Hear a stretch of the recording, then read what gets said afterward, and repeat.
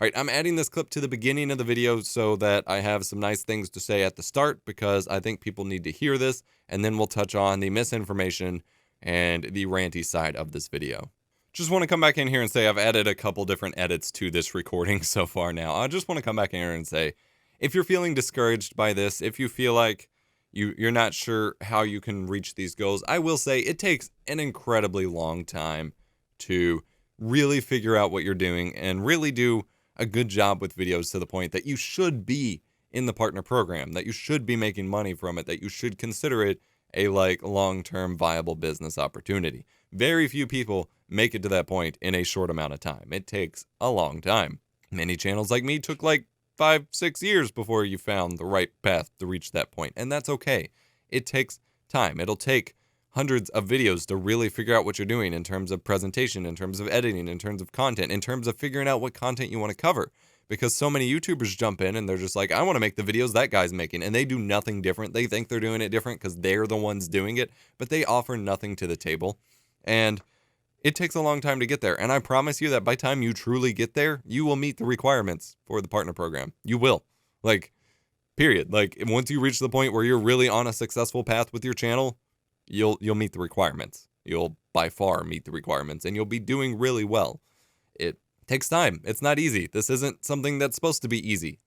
Either you're just having fun and don't care about how you're doing, like I said earlier, or it's something that you want to do for the long term. And again, it's not supposed to be easy. There's no way for it to be easy unless you just get really lucky or do something really creative. And if you're looking at your stuff and every time you think about what your content strategy is, what your channel is, what the point is, ask why viewers should watch your videos. And if you don't have an answer to the question of what do you do differently, and it's not something significant, you probably need to rethink things a bit. Oh, I make gaming videos. Please watch my Call of Duty Let's Plays or whatever. What makes you different from all the other people doing it? If you don't have an answer, you're not there yet. If you don't have an answer for any kind of content as to what makes you different, what your specific thing that you do great or do differently or offer to the table that makes you stand out, you're not there yet. But by the time you get there, you will meet the requirements for the partner program. Just wanted to add this at the start so that I said these things and that people would actually hear them, but there is some ranting to be had coming soon. Well, right now. YouTube has made some changes to the YouTube Partner Program and the requirements to be able to monetize your video. And I have some things to say about it that's going to make a lot of people mad, but there is also a lot of misinformation going on around about it that I want to try to clear up to make sure that people are really getting on the right foot about it and just overall share my thoughts. But it will most likely not make people who are mad about this happy with me. Now, there's a lot to unpack here. So first and foremost, if you haven't been aware, YouTube has made a change to the YouTube Partner Program so that there are actual requirements again. It is now required that you have 4,000 hours watched, so watch hours, so about 240,000 watch minutes within the past 12 months, as well as 1,000 subscribers in order to be in the partner program, to apply for the partner program, and to make money. Now, this is unfortunately a retroactive change, which means all current partners will be removed from the program, which is part of what's making a lot of people mad, and I can concede that point a little bit, and I will address it. I don't think that's fully fair to be mad about, but I do get, and I will address at some point. The problem is a lot of people don't seem to understand what the heck the partner program is. So, no, you do not lose custom thumbnails. No, you don't lose in cards. No, you don't lose cards. And as far as we really know, no, your videos won't get promoted less as a result of being removed from the program. Ugh. All right, so there has been some misinformation going around just because people can't be bothered to read the support articles or things that they're referencing. In cards are available for all YouTube users, period. The only in cards that aren't available, and normal cards that aren't available to sorry, my phone's going off, that aren't available to non-partners are ones that link externally to other websites, because those can be abused for spam. And in a policy trying to limit spam, you want to get rid of that. So you can still link to your other videos and things like that with your in cards. You also don't lose custom thumbnails by being removed from the partner program. That has not been a partner exclusive feature for a few years. Everyone can upload custom thumbnails. You're not losing that. And there has been no data to actually suggest that not being a monetized channel or not monetizing your videos or not being in the partner program hurts your performance. There's been there's no real way to measure that, but there's been plenty of examples contradictory to that idea, and there's been no direct data to support it. As far as I can tell, the only place that people get this idea from is back when the original start of the adpocalypse happened, as far as public was concerned, with people getting their videos demonetized following the original thing. Some people would show their views kind of tank after they got demonetized. The thing is here that demonetization, especially by manual review, is literally someone at YouTube saying, hey, that video is inappropriate. That video is not advertiser friendly, which means it contains things that advertisers don't want to display their ads on, and YouTube probably doesn't want to show to average viewers via promotion. Like, while it's still theoretically not cool, especially for the false flags that are happening, and they really need to work on the demonetization algorithm, although it still hits my channel, but it's way better than when it started. Like, it's improved a lot as far as I can tell on my channel. But if YouTube determines that a video is inappropriate, why would they promote it? That doesn't make sense. Like, why would you expect them to promote it?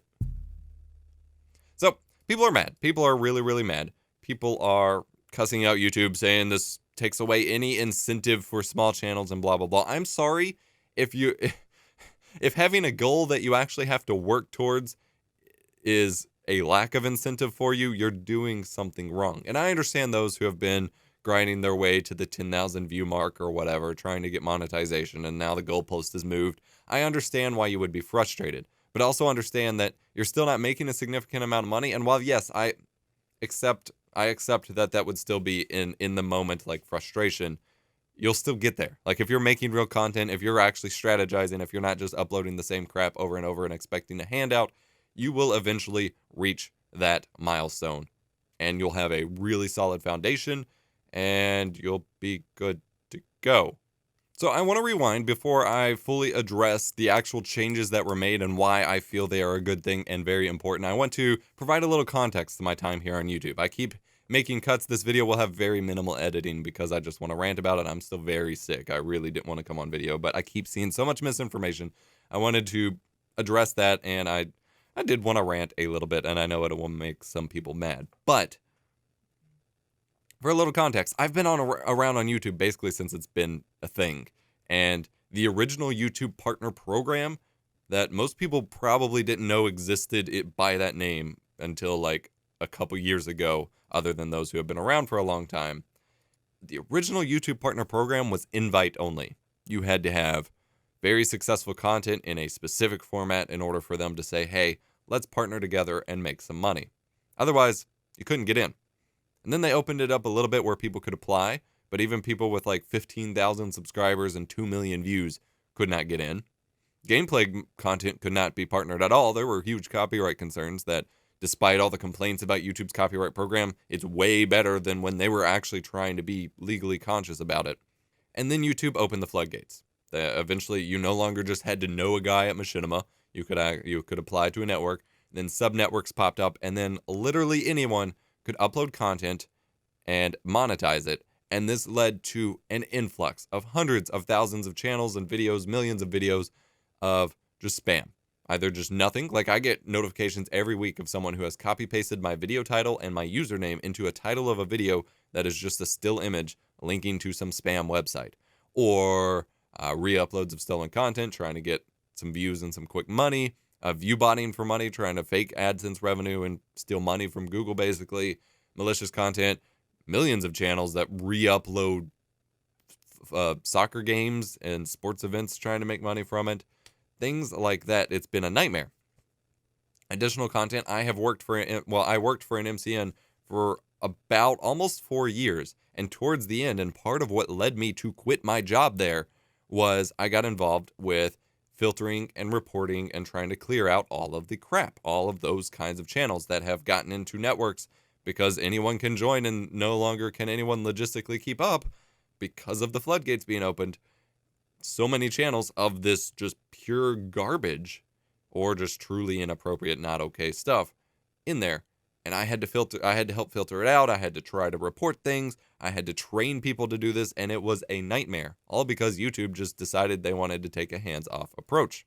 And that is precisely what this new change is trying to address, is they have been working towards this for a couple years now too, before the original Adpocalypse, which no one seems to fathom here, because short attention spans, I guess, headlines, scandals are what matters and whatever.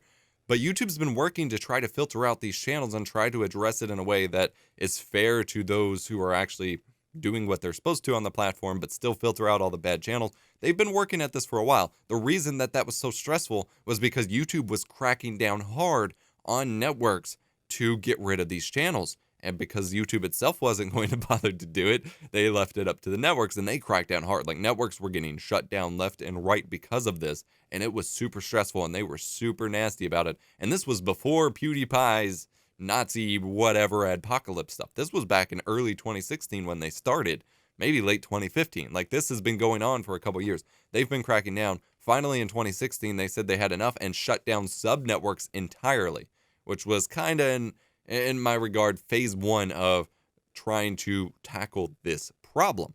Phase one was getting rid of sub-networks where anyone, pretty much literally anyone, could start a network, partner channels, and then anyone could make money. So there were so many layers of spam and abuse going on that YouTube needed to address. So despite, what public perception may be, because they think that YouTube only reacts to news and things like that, the whole PewDiePie thing back in March 2017, that was kind of the final straw on the advertiser back in terms of what actually led to change on YouTube. That was when they were like, okay, this is enough. You've got to fix this. Even your big YouTubers can cause problems now.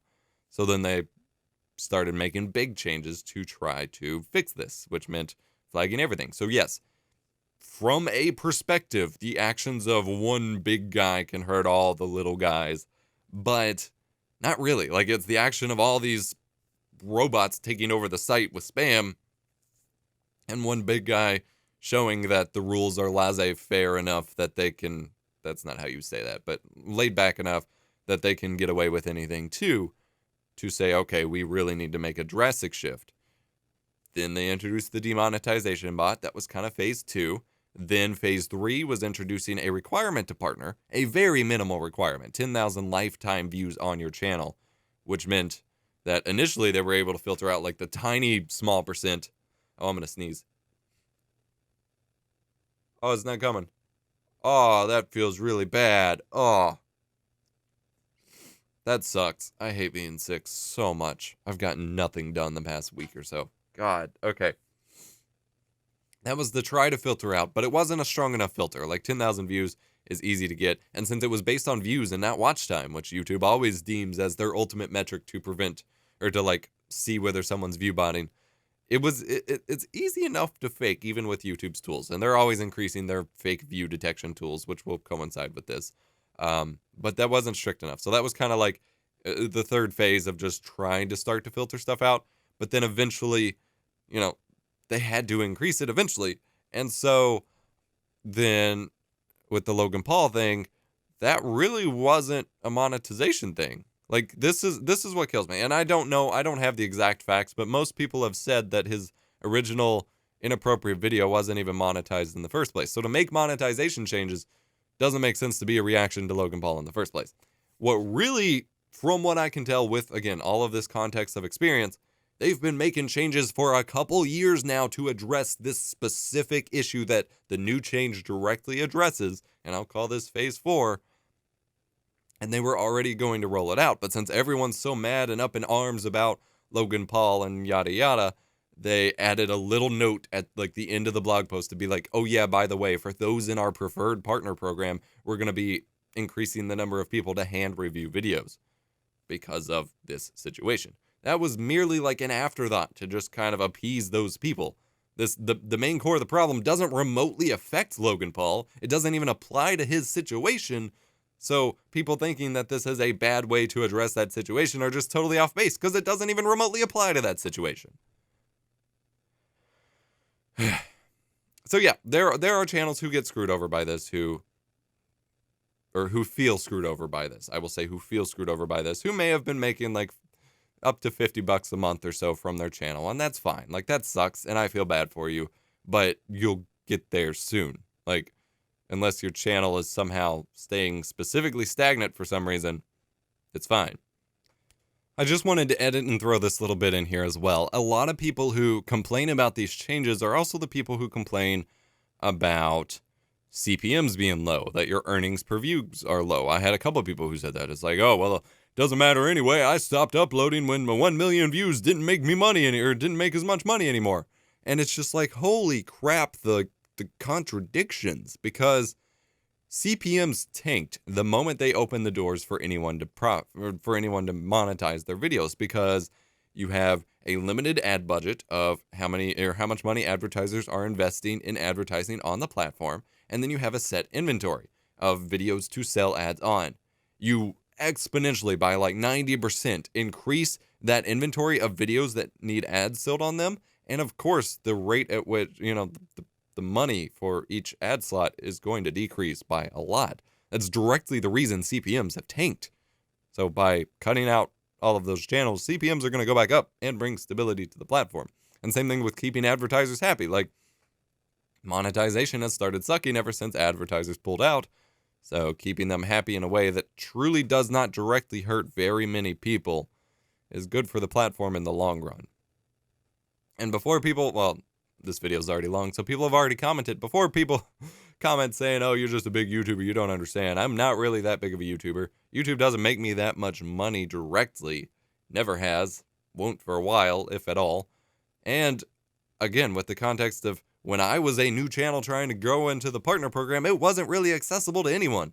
It's a goal. And people keep saying, oh, this removes all incentive from small channels. Again, if your incentive is to just be able to do whatever you want, it's not an incentive. A goal that you have to reach in order to be deemed a partner should be incentive. And yes, it sucks for those who are right caught in the middle, who, were just reaching this goalpost and it moved here. That sucks. I understand that. But it's just driving me nuts seeing how bad things are responded to. You're not losing end cards. You're not losing features. You're not losing custom thumbnails. Verify your channel with a phone number and don't get any strikes. And you have 99% of the features available on YouTube. All of those were partner exclusive back in my day. Like, you're not losing anything. And, I mean, I have a few side channels that I've worked on off and on that are now getting removed from the partner program. They never really made me much money, and I don't have the time to invest in maintaining them, but once I get back to them, I'm going to continue to do so regardless of monetization. If my current main channel right now, if Epos Vox got removed from the partner program, and as long as it wasn't for, like, strike-related reasons that would cause it to actually suffer, I would still be doing it.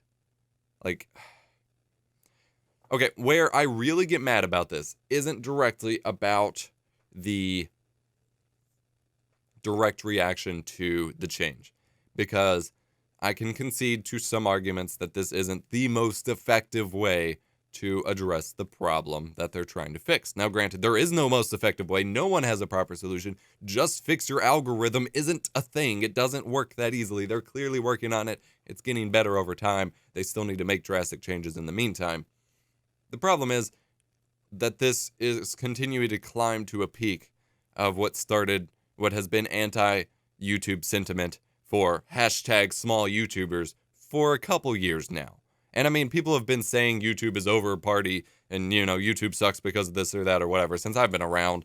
Most of those people historically fade into the distance. I think now that it's more accessible, there's a lot more people who feel like they're given a voice and who can build up. And now there has been a community built up of YouTubers who refuse to leave YouTube or change what the hell they're doing on YouTube, but yet still complain about YouTube and identify as small YouTubers.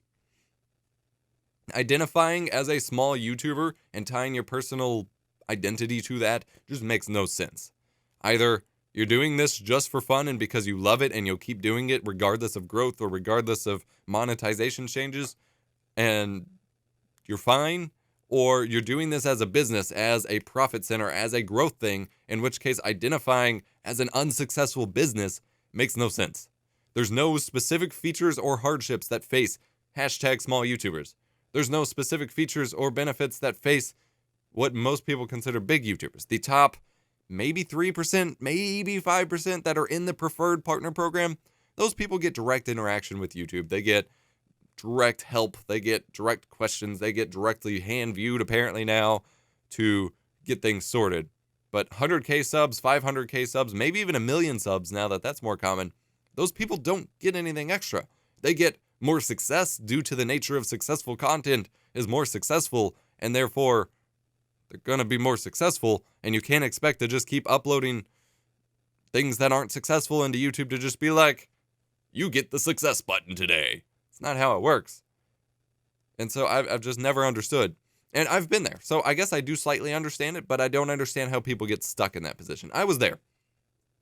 If you at all knew who I was before 2014, all the way back to like 2007, 2006, I was uploading crappy content. I thought it was good. I was making basic gameplay videos, Minecraft and Halo 3 and Call of Duty 4 and Modern Warfare 2, and I refused to change what I was doing. I was just like, I just want to be me and post whatever I want. And I posted pretty crappy, cringy, if I look back on them, gaming videos. And that was fine. Like, if that's all I wanted from it, that's fine. Like, that was cool. I had fun. I met some friends, and I really didn't care that I wasn't successful. I had a big break that got me my first 1,000 subscribers, and that changed my world. That was, like, the coolest thing in the world. But I didn't, like, care. Like, I didn't, like, keep trying to get more, because I would have been way more successful, because that all of those people came from a Call of Duty channel, and I basically stopped posting Call of Duty right after that. Had I kept posting Call of Duty, I would have been way more successful, but most of them left. I didn't cater what I did at the time based on views or monetization, because that wasn't what was important. Sorry, congested. Eventually, I did reach a point where I was like, okay, if I want to do this as a job, as a career, whatever, I have to do what was successful. And there was a couple years there where I went through existential crises because I needed to figure out, and this was regular, like I annoyed the crap out of my fiance. We were just boyfriend and girlfriend at the time. I annoyed the crap out of her for a while with this, because I went through existential crises one after another and over this, because I needed to figure out, do I keep doing these fun...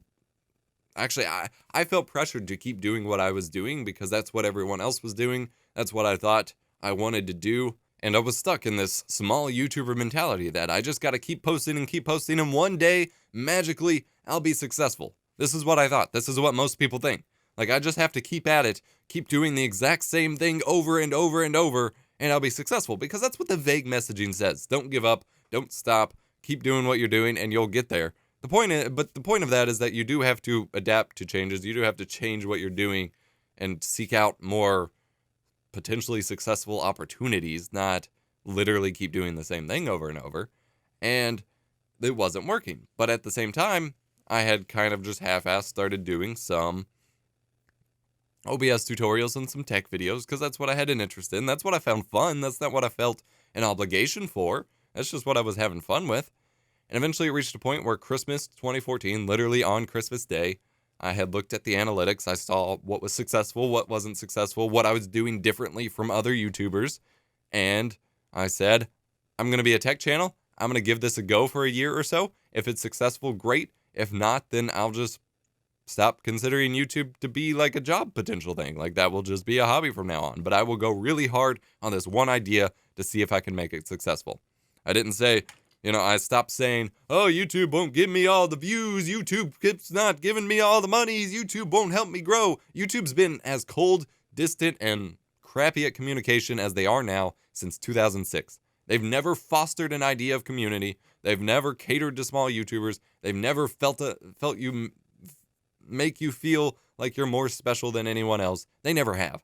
That sense of community is purely between people. And the people who have sat there and do nothing but complain about YouTube and talk about how it sucks and how it's ruining a community, those are the people who have ruined the community for themselves. Those of us who have made friends and keep talking to each other and build up a community, that's the YouTube community. It's a lot of fun. We still feel that there's a YouTube community because we have one. We foster one. We build one. We don't stay negative Nancy's all the time.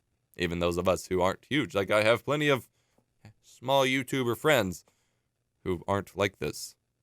It's the same thing, like if you're in a live stream, if there's like two people who are asking why chat is dead the whole time, chat's gonna stay dead because the only people talking are talking about the chat being dead. That's a huge turnoff. No one wants to chat in a dead chat.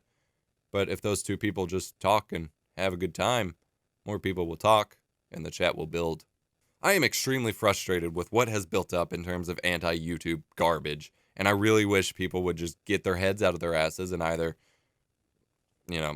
change what they're doing to be more successful, realize that YouTube doesn't cater to them, or realize that there's a million other platforms out there that you could probably build an audience on and make money a lot quicker, especially if you're making crappy Let's Plays, live stream it.